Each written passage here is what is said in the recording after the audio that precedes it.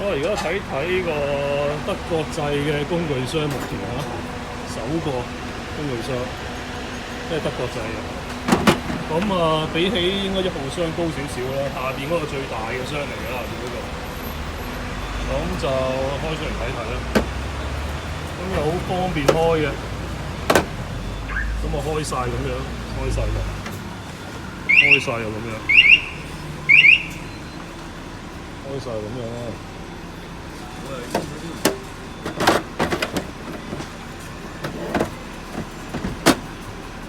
咁呢啲全部都攞咗出嚟嘅，好簡單。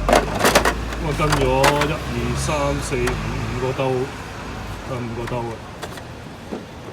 咁啊拍埋佢啦，呢個lock死㗎啦。